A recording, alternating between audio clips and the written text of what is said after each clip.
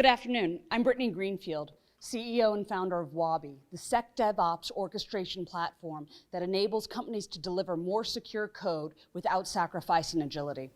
What I want to talk to you all about today is the state of application security, and quite frankly, it's grim. We're all familiar with Equifax. In fact, I'm sure most of us are about to get a check from them. And while we may think that the processes that led to the Equifax breach, as well as the large ones we hear about every day now, are the exception to the rule, the reality is that they're the norm. With 90% of companies beginning application security after code is already in production, even though 9 out of 10 breaches start with defects in code. And they're not doing it because it's faster or cheaper. It costs 100 times more and takes 2/3 of a year to fix a vulnerability in production.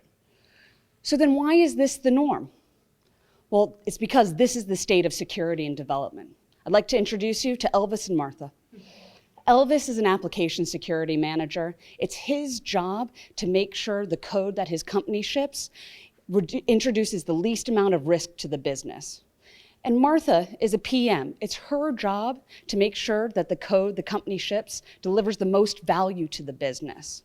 So when Elvis thinks that all Martha wants to do is ship code, and Martha thinks that all Elvis wants to do is stop her from shipping code, of course there's going to be a conflict.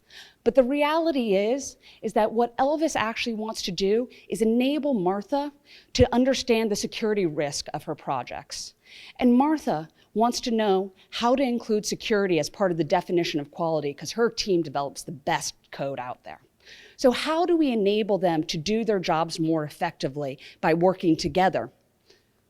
Wabbi unites Sec, Dev, and Ops by giving security the ability to scale an application security program without adding any additional resources. It gives development transparency and predictability about the security risks of their projects. And it gives Ops automated governance to prevent bottlenecks and ensure that the most critical vulnerabilities never see the light of day. I hate to sound like a broken record, but again, why is this not the norm?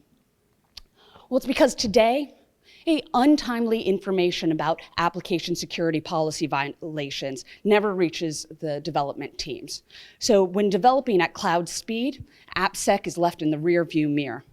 With Wabbi, we integrate results from existing application security tools to provide a continuous pipeline of information so they know when policies have been violated and can move forward from that.